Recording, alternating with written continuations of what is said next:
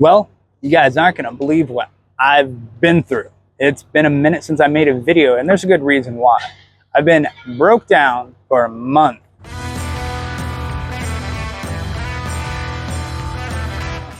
That's right, almost a month, probably like 27 days, something like that, right around there. I had a clutch go out on this truck. So 630 some thousand miles.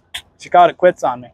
And I had to get a new one put in, which was about 10 grand altogether once everything's said and done. So back on March 19th, I noticed my truck was slipping. My transmission was slipping. My RPM gauge would shoot up when it was shifting. And it would do it in the high gear too. So between like 55 and 60, I would start to notice the RPM gauge just bump up a little bit. And it actually happened, I don't know, maybe a year ago. Like I caught it a year ago. I seen it acting funny. I knew there was something wrong with it. And that's what I suspected it was too, because I'm familiar with clutch problems and how, gears go out in automatic transmissions, or just how gears go out in manual transmissions as well. And this is an automatic truck, but they still have that that clutch in it for these DD12 engines. And so it lasted a whole year. I wasn't really sure what was happening. I wasn't hard on it by any means. Now, it was a training truck, or it is still a training truck. So there's a lot of backing practice and things happening like that. So there's a lot of engagement and disengagement when we sit there and just, for hours on end, start, stop, because that's what wears it out. A clutch is, very similar to brake pads. It's a consumable part. So, every 100,000 miles in a car, you might need to put a new clutch in it, or in this case, in this truck, every 630,000 miles, you might want to get a new clutch. So, yep, it went out on me going down the road. I felt it slipping all that morning, and it was progressively getting worse. And then all of a sudden, just went out. And you can really kind of smell a clutch too, like when a clutch is being overheated, or when somebody's riding the clutch. It kind of smells like burnt tires, but a little bit different. And that's what that's that clutch wearing out. And for people that don't know, a clutch, all it does is just speed up the drivetrain to the rate the motor's going, because the motor's always spinning at 1200, 1600, whatever RPMs per minute, and that clutch catches it, and that's that friction. That's why it gets hot, and that's why it wears out, because much like your brakes use friction to slow the vehicle down to the same speed, the clutch uses friction to speed the vehicle up to the same speed the motor is going. And so mine wasn't working at all. And I ended up being stuck on the shoulder of I-65 right here by State Route 30, not too far away from the Gary terminal. So luckily I didn't have to have a long tow, but there was a tow truck guy. He came there, and it was actually pretty cheap, like $700 some for the tractor and the trailer to get towed to the shop. And I don't know if anybody is familiar with Trans Chicago Group out of Gary, Indiana, or right around that area. That's the people that I've had complete the repair. And I brought it into them on the 19th. They checked it out, and there was several people ahead of me. So it took about a week for them to get it in to get it looked at and diagnosed, and then it took two other weeks just to get it all wrapped up. It's about $6 grand in parts, $3 grand in labor, for a grand total of about $9,400. So after that, I got my truck back just yesterday, and I'm on my second load now, which it seems to be operating fine now.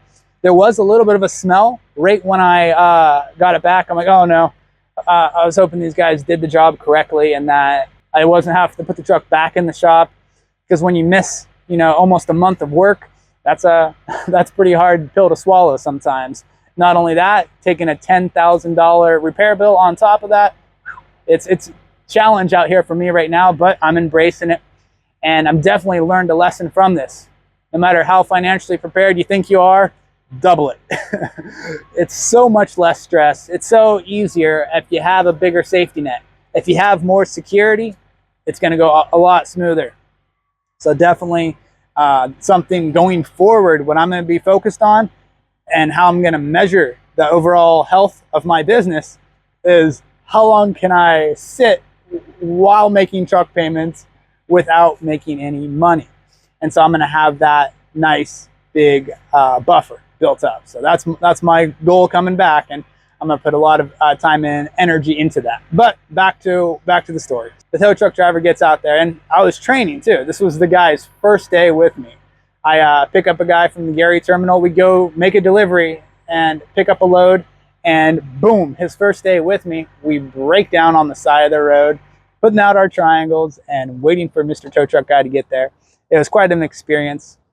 As you kind of guessed, I had to take him back to the terminal and said, "Good luck, sir. You're going to have another trainer." I got a lengthy repair. And then I proceeded to get on the Greyhound and head home because I knew it wasn't getting fixed anytime soon. So after a nice spontaneous vacation, I get back out and take another Greyhound back up. It wasn't too bad. It was from Columbus, Ohio to Gary, Indiana. So one change there in Indianapolis. I wasn't really expecting the rain. I'm gonna hop back in the truck and finish this video. And we're back in the truck, nice and dry. I know I needed a shower, but it was later on tonight where I was planning on taking my shower. So I left off coming back to Gary literally last Thursday. Today is Tuesday night, going on Wednesday. So I get here Thursday thinking that the truck was going to be ready. Friday, you know, I've been in close communications with the shop and trying to get time frames and things like that.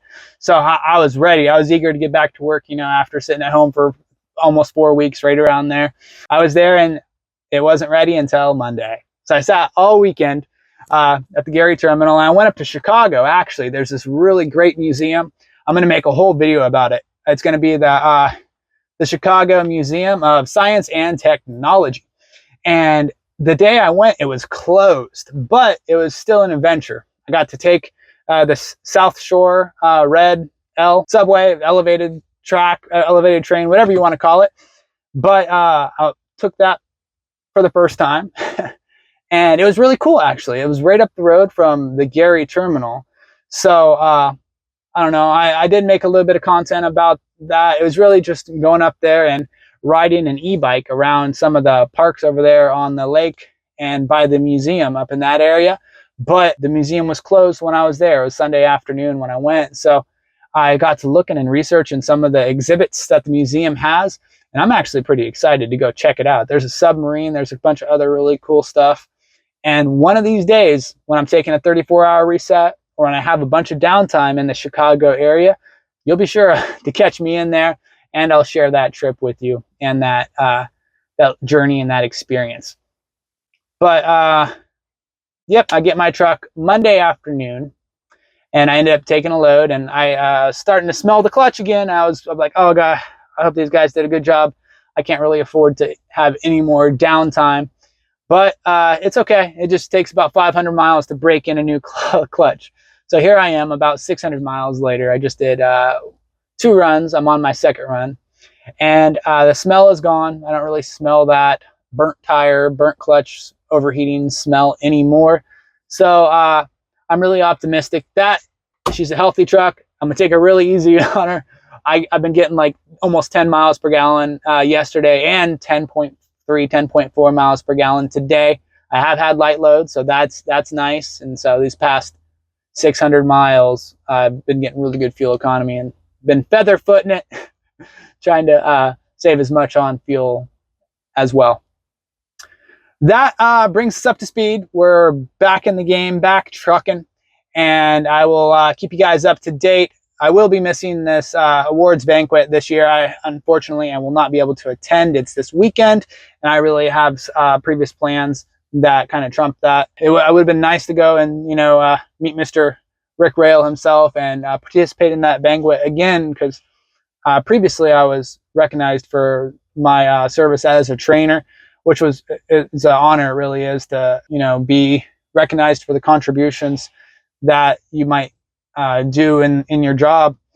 But this time it was for the 1,000,000 miles here at Rail, and I wouldn't be able to make it, unfortunately. But next year I'll set my sight on maybe driver of the year, trainer of the year, one of these things. Actually, they have business partners. That's what it is. That's the category that I'm in. So I might get recognized as one of the business partners. So we'll see. That's all coming up But that's it for this video. I'm going to go ahead and wrap it up here. Catch you in the next one, and I'll keep you guys updated. See ya.